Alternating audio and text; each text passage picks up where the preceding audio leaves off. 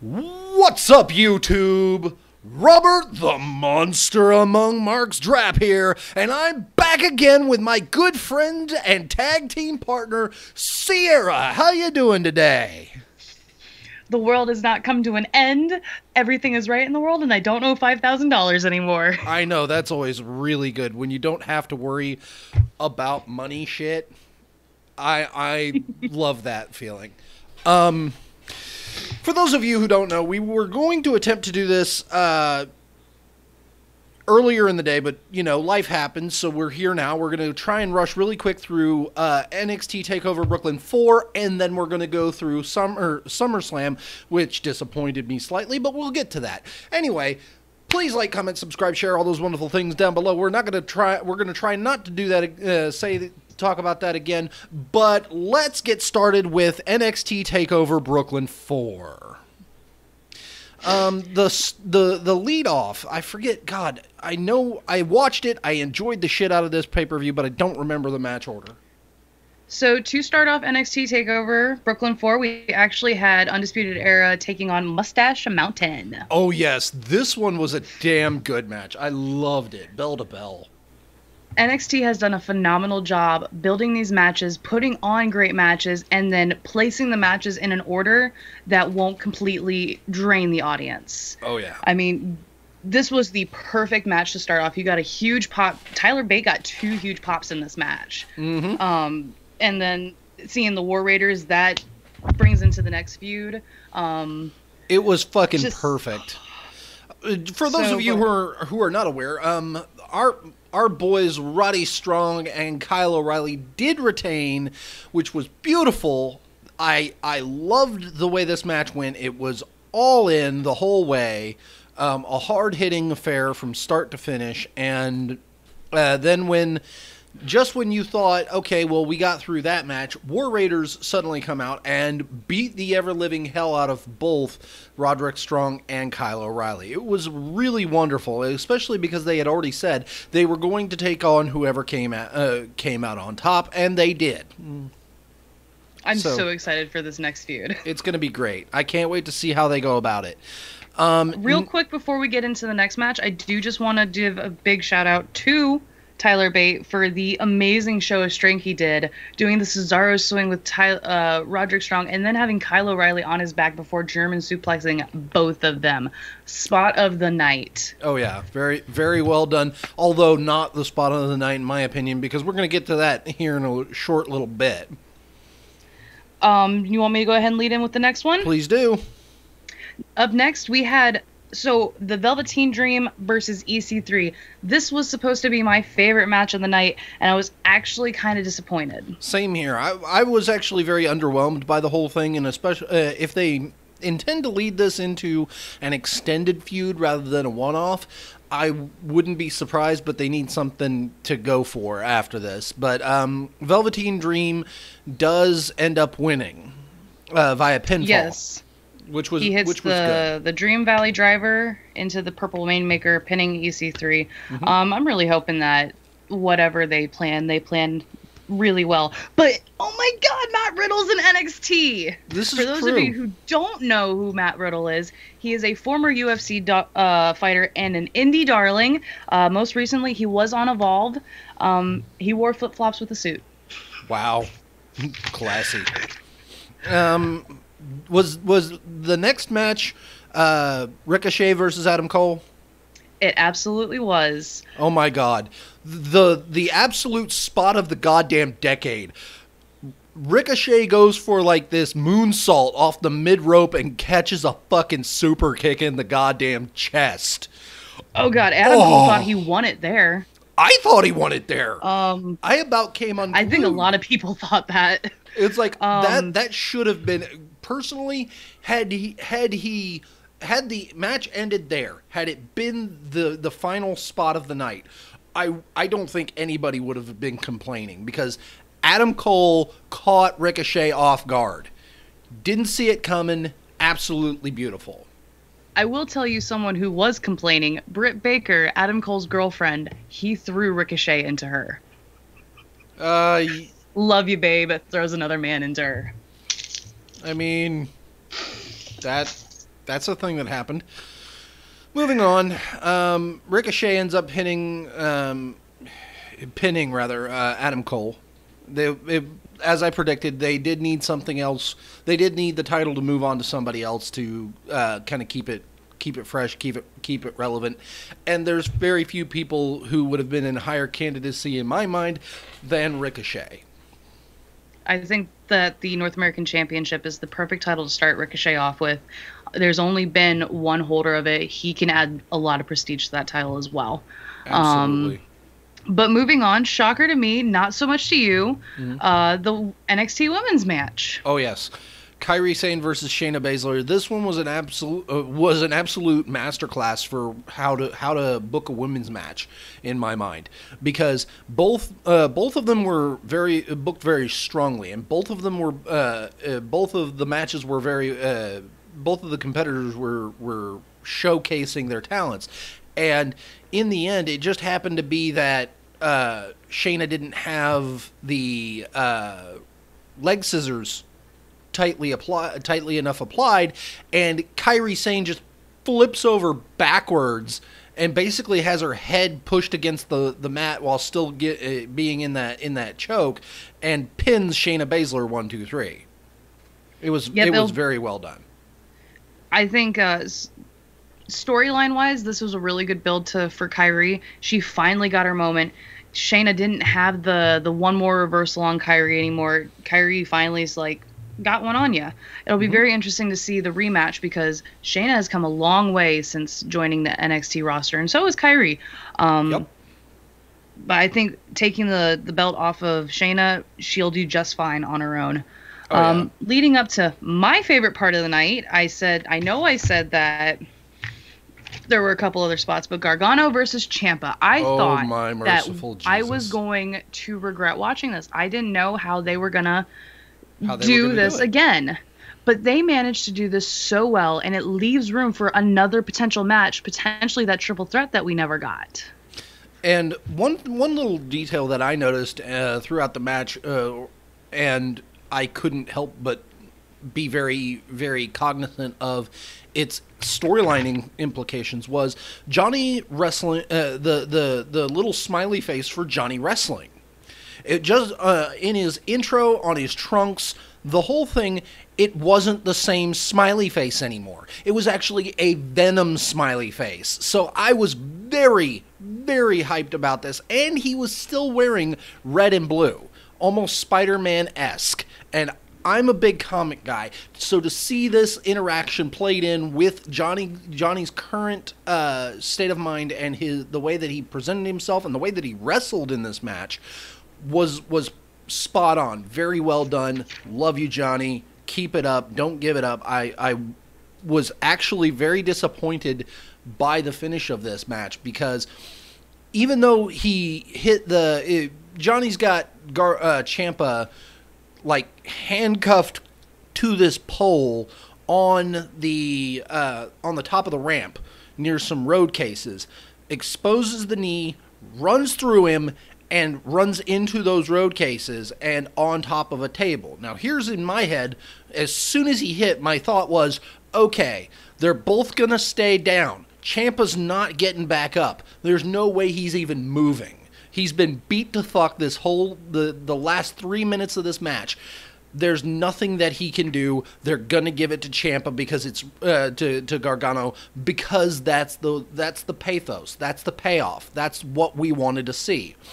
And the way they were going to get around it to keep Ciampa okay was exactly the inverse of what they did, which was at the very last second, Gargano rolls off the table and lands on his feet for a moment. He doesn't even stay standing. He lands on his feet for 2.3 seconds, and then because Ciampa gets called, okay, you're down for the 10 count, and Gargano is still standing, Gargano wins and then falls over. He's just collapsed.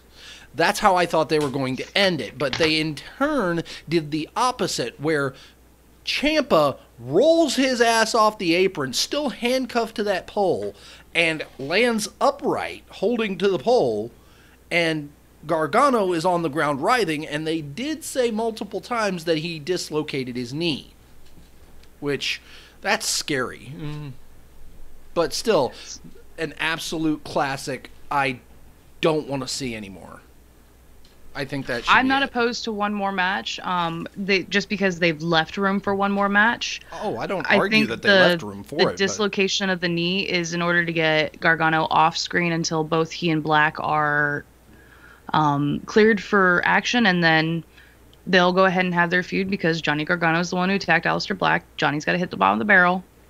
A heel turn for him wouldn't be terrible, but I don't think it's anything we need to do. I think that was the end of the show. Which takes us into the top of SummerSlam. Before we get into SummerSlam, a couple little things. Go for it. There were 3 matches that had weapons used in their endings, 2 squash matches, and the 2 big matches of the night, the Raw Women's Championship and the Universal title matches, were only 5 minutes long. This is not cool. This is not what I want to see on a pay-per-view. Okay. I'm on the other end. We'll get to those squash matches. Yeah, we're actually going to have to start with them, basically. Because we get Rusev Lana Day versus Selena Vega and Andrade Cien Almas. I wrote here, they start with a backstage segment with Rusev and Lana. Rusev basically telling Aiden he's got to stay in the back, and Aiden ends up looking like a kicked puppy, which really hurt my feelings. I wrote here, Selena Vega's headdress looks like something out of a telenovela. And then we get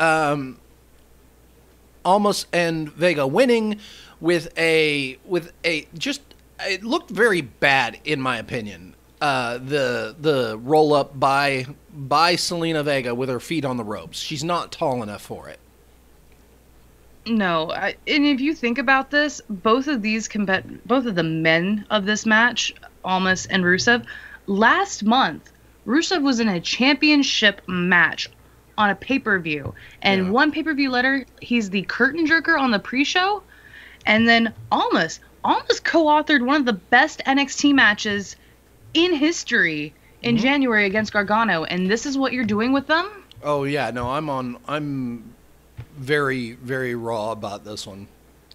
I did not like this pre-show. I'm gonna go ahead and move into the Cruiserweights because those are my boys. Oh yeah. My big issue with this match is it took far too long for this match to turn into the 205 Live style that people are starting to get used to. But once it got rolling, Alexander was shining perfection. The finish sequence that happened with all those crazy moves with Gulak and Alexander made up for the start, but in the end, Alexander does rule up Gulak and retains. Yeah, that Spanish Fly was pretty good, and I like the way that they implemented it, but we're going to move on. Next we get the tag team title match for Raw. To be honest, I didn't hate entirely this match until the end. And personally, seeing the Shatter Machine right there at the start was like, okay, they're just gonna show that Dawson and Wilder are so much more physically dominant than the B team that there's no chance for them, and I'd be okay with that because that's the kind of the narrative that they've built for the B team, that they're not exactly the most physically imposing team on the roster. They just got lucky, and that's kind of they're booking. Go ahead. Yeah, I was going to say, and that's kind of the way they've been putting it over. In fact, I wrote here. But then again, I should have also guessed that they devalue their tag team titles further with the B team. I don't hate them. Potentially. I don't hate the B team. I just don't like that there are better teams on the roster, and they just keep getting oopsed into victory. I do agree with you, but the whole storyline behind the B team has been right place, right time. Oh, yeah. And if that's what they're going to do in order to keep the belts on them, so be it, until another team finally gets the right place, right time. Yeah. But I think we should probably move into the main card, because we started off with one of the best matches of the night. Oh, hell yeah. And one of the best video entrances I've ever seen with Terry Crews. That was amazing. That was awesome. How about Seth Rollins' Thanos outfit? Oh yeah, I couldn't. And Graves made sure to make the remark, because at first I was thinking, wait a second, is that Novacor? No, it's not Novacor. Oh wait, that's Thanos. What the shit is he doing wearing Thanos gear? And then Graves makes an Infinity Gauntlet remark, and I'm like, oh, that's great. Ziggler and McIntyre come in. Ziggler having the IC title right there on the crotch of his trunks was really cool. I really loved it. Also, didn't Rick Rude do that? He may have. They're also the fact that they keep using the augmented reality like they did at WrestleMania, but they kind of toned it down a bit for this one, was something that I really appreciated. Oh yeah. Let's see here. Oh, there was the only thing I didn't like about this match was how long it took to get it going. But again, once it got going, it was amazing. This match was everything it should have been. Mm-hmm. If we can, because let's face it, the Extreme Rules match that they had, or the last man 2 out of 3 falls, whatever. Yeah. That could have gone a little bit better than it did. It was still a good match. But I mean, this was everything that should have been, and I got to see Ambrose. Oh yeah, Ambrose totaled McIntyre with the dirty deeds. How about that? How about that reverse German suplex into a Falcon Arrow from the top rope? Oh my god, that was the reverse crazy. Superplex? Yeah. Jesus. How about also the fact that Seth took very early on.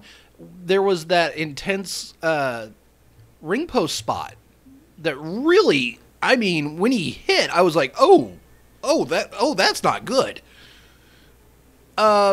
He broke out the ripcord knee again. I was fucking shocked. I'm just not a big fan of it. It's a good. It looks sloppy, in my opinion. Well, he does need to tighten it up, but having it in his back pocket, kind of to go to as kind of a setup for the stomp, would be good. But in the end, that's how he wins. Yeah, in the end, we get a super kick and a stomp, and Rollins is the new IC champ. Mm-hmm. Dean Ambrose is turning on that motherfucker for the IC title. Oh yeah, no, I thought he was gonna hold his hands and then dirty deeds him, so that way we'd have. Well, because he was standing behind him the entire celebration. Oh yeah, no, I was all about that. We get backstage segment with the Bella Twins, which I didn't care about. Why are they here? Evolution. Yeah, but Daniel Bryan's competing, and you don't even want to talk about your husband? Come on, Brie. Oh, we get that later. I missed the Bludgeon Brothers match, and I didn't even go back to watch it again. I wrote 2 things. Mm-hmm. This had the making to be a good match. This started off as a great match, but the second they introduced those mallets and schnoz the finish up, I was done. I dropped my rating on it a whole grade point because of that. Yeah. If you're gonna fuck up a match, don't fuck it up like that. Oh yeah. Speaking of some fucked up matches, let's get to our first squash match. I was actually okay with this just because it reinforced who Strowman is and why you need to be afraid of Strowman, other than the fact that he's a goddamn mountain of man. Okay, I'll give you your point, but fucking hell, Strowman. They do the augmented reality for Strowman and Owen, and I was really kind of cool with that. I like that little touch. The one thing that got me, the one spot that was really stuck out for me was the choke slam on the ramp, but it was an absolute squash. I thought that there was going to be a little bit of a thing where after Owens hit him with a super kick, they were going to go back into the ring and Owens was going to get a little bit more offense, but that did not happen. We go into the women's title match. Oh, I'm sorry, I forgot to say. Strowman wins by pinfall. As if that were not obvious. But we then move into the SmackDown Women's highlight of the night. It was highlight of the night. It was beautiful. I absolutely have to say that in this segment, not only did Carmella play to the character she should have been playing the whole goddamn time, but she was also very, very good with both women individually in the little segments that they gave them. It worked very well. And Charlotte hitting the natural selection on Becky when she had Carmella in the disarmer there at the end. was very cool. And then Becky just absolutely flipping shit and beating the fuck out of Charlotte was great. She threw Charlotte so hard that she landed properly in the announce chair. That was great. But the crowd was loving it. The second Becky wound up, it was yes chance, Becky chance, you deserve this chance.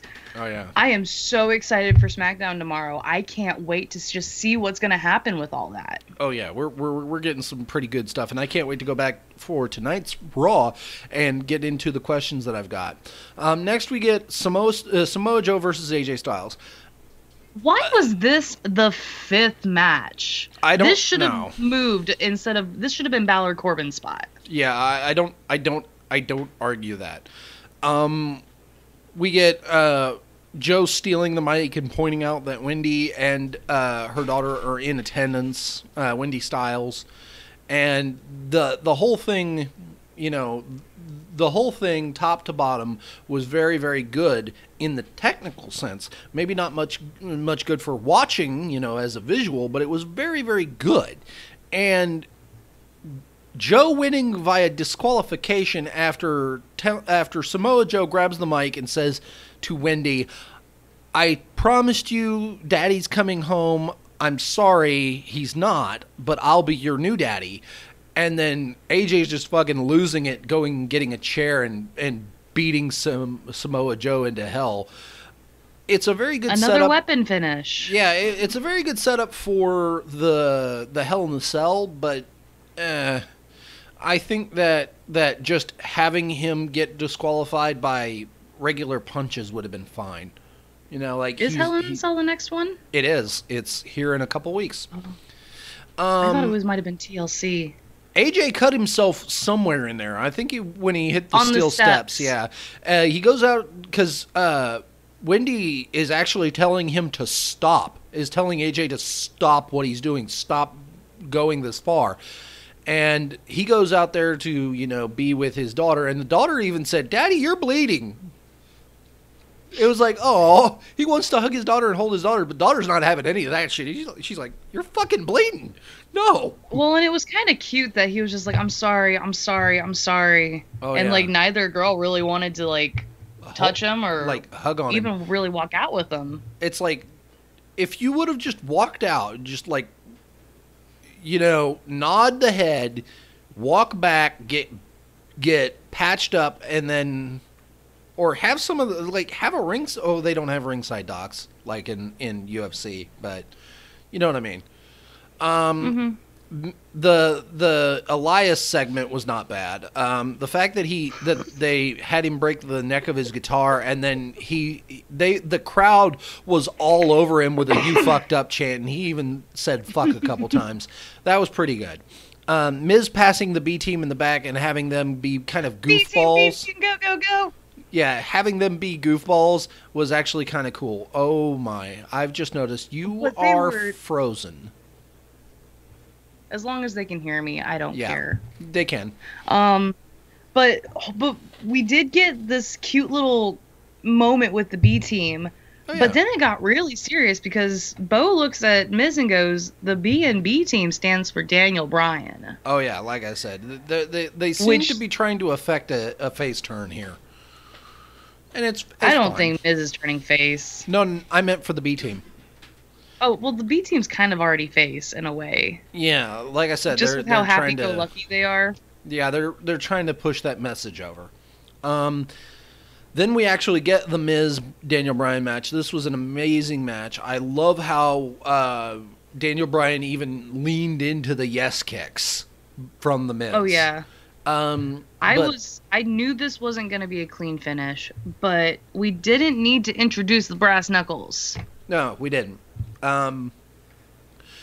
Maurice hands the Miz a set of brass knucks. When Daniel Bryan goes for the flying headbutt, he gets clocked with a left, and then Miz hands him back to Maurice, who stuffs him in a bra, and he goes in, runs in, pins Daniel Bryan 1, 2, 3.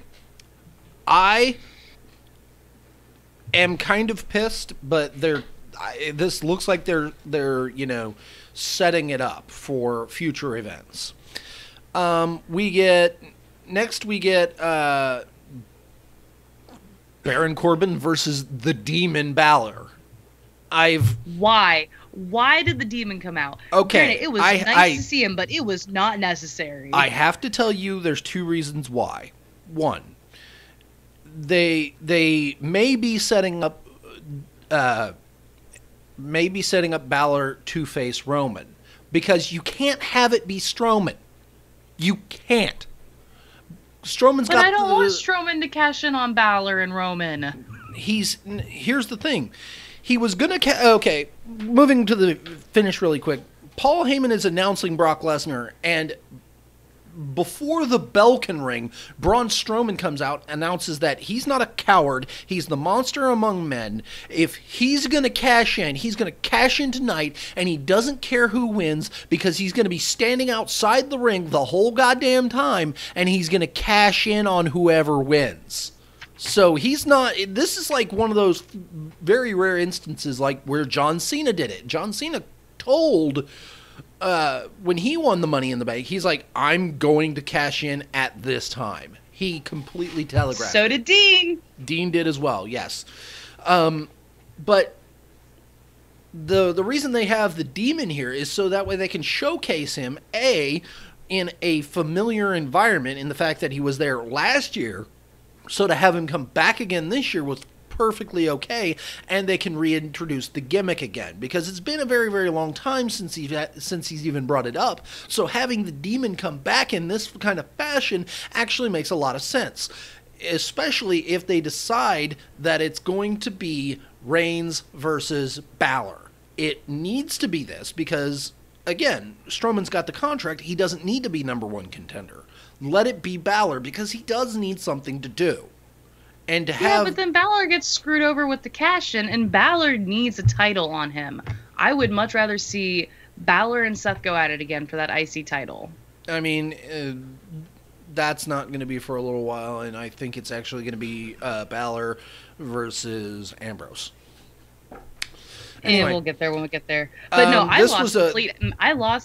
lost interest after this. I was so freaking pissed about this match. I loved it. I loved how vicious he was. I love how hard-hitting he was. He was just so powerful. The Demon was so powerful against Corbin that Corbin couldn't stand up to it. And that reinforces the notion that this iteration of Balor is somebody you do not want to see. You don't want to make Balor go to that place, because you don't stand a chance against the Demon. Against Finn Balor, but I against Finn Balor, you stand a chance. Against the Demon, you're screwed. And I know you can't see me, but I am wearing my Finn shirt because I knew you'd be wearing it. I can't see you. But just the way you're talking, I can tell you're wearing a Balor shirt, and you knew I was going to be wearing a Corbin shirt. Hell yeah, I did. Next, we get Nakamura versus Hardy. They start out with that trading of each other's insult gimmicks, which was pretty cool. But yeah, the fucking spinning roundhouse on the apron by Nakamura.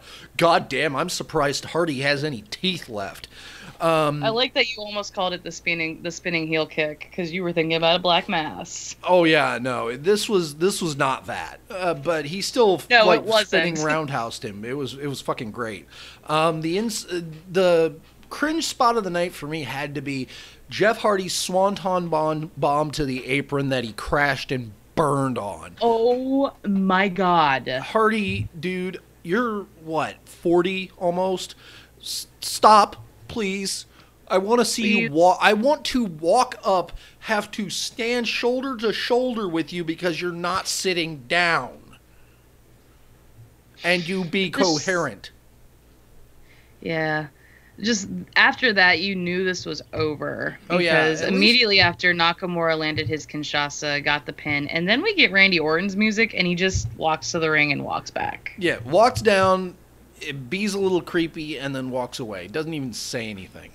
Well, so in considering Matt's recent injuries and then Jeff's old injury issues, it wouldn't be a surprise if we didn't see either brother for a while. Oh yeah, no. Let him go fade quietly into the background for a little while so he can rest, please.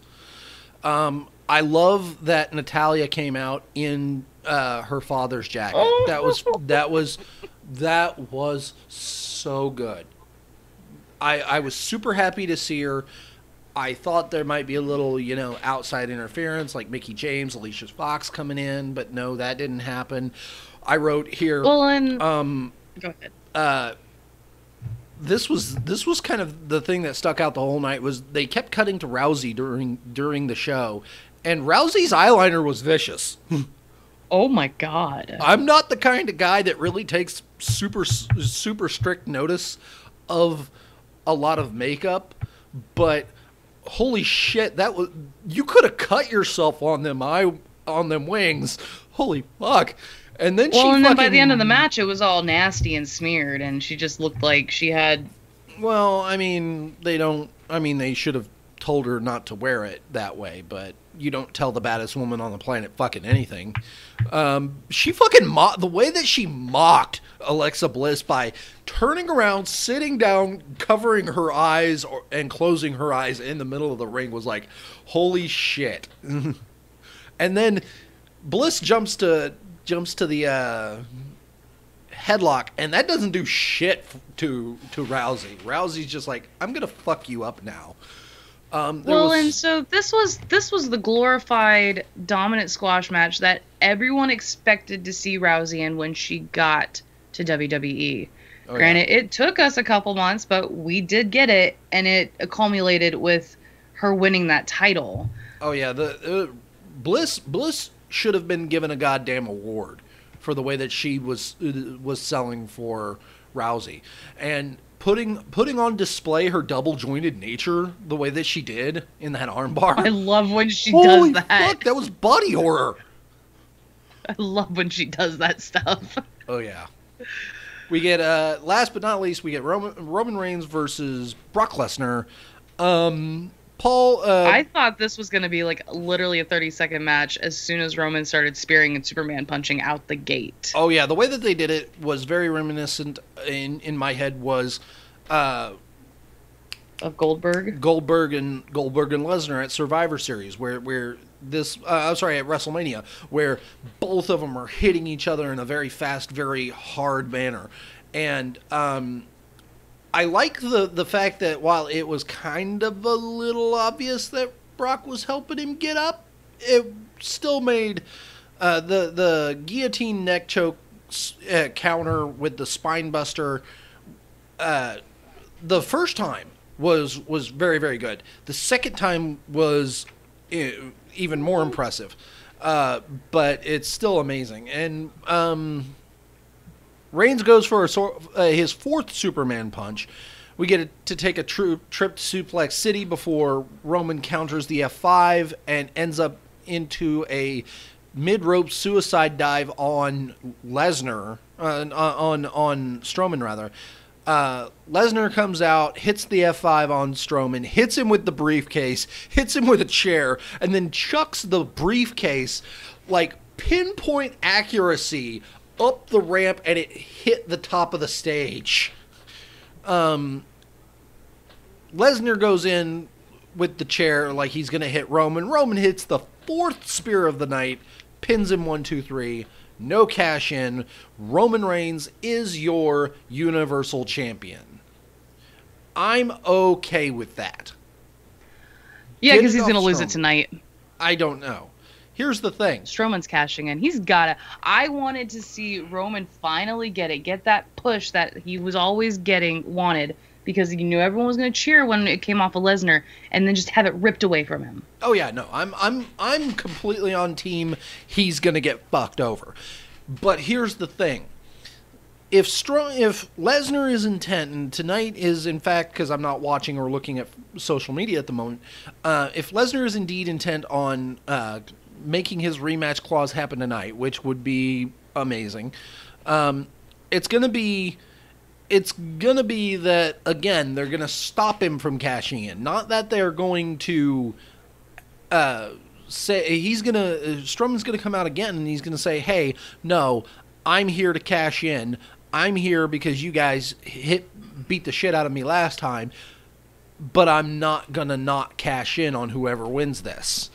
And so having that rivalry between Roman and Strowman, especially with, I don't think that Strowman necessarily needs to be champion first for Roman to chase him.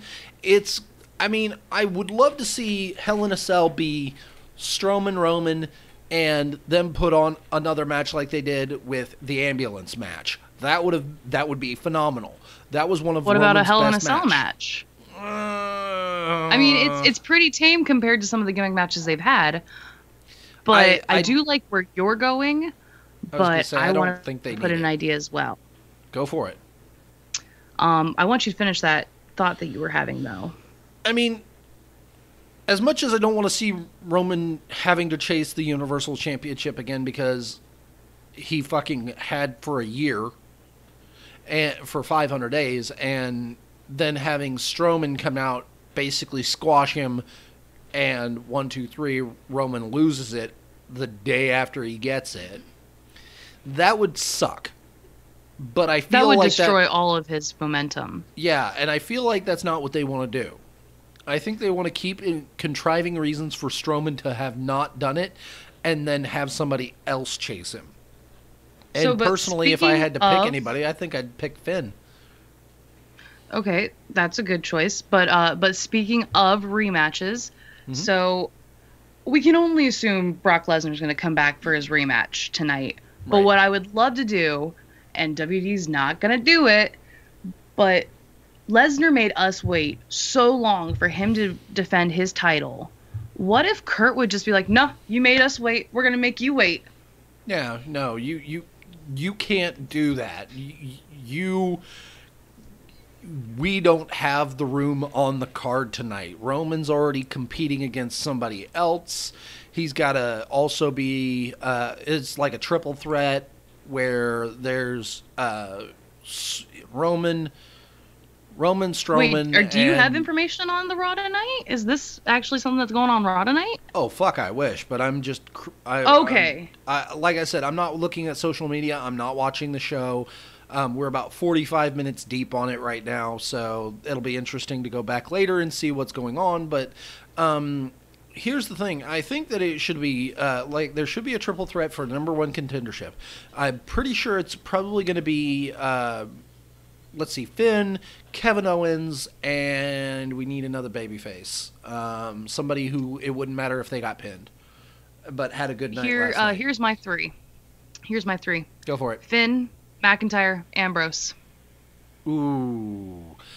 I feel like... Just because those are all my husbands. I know. Here we go. Finn, Strowman, Corbin. No. Corbin just got squashed last night. We can't do that. I can't do that again. He would absolutely, if Finn goes for a universal title match, universal title contention, you absolutely know that in their heart of hearts, they're gonna have Corbin go, no, wait, fuck you. I'm in this now too because I want to crush Balor's dreams here. And then having Finn pin Corbin again would be amazing. You know, like they both gang up on Strowman as you do because he's fucking Braun Strowman and you have to. And then having Corbin try and get a cheap shot, a shortcut victory, Balor, reversing it out and winning. That would be the best way to get Finn from the mid-card where he was, the lower mid-card, to the main event where he belongs. We can speculate about this for hours and hours and hours, but the fact of the matter is that we have reached the end of this podcast. Absolutely. I think we should probably say our goodbyes, shut everything down, and enjoy Monday Night Raw, because we'll be back tomorrow to review it. Oh, yeah, and I have this thing here. I still haven't fixed it, but I have it. Yes, and Rob won the SummerSlam predictions. We tied on NXT.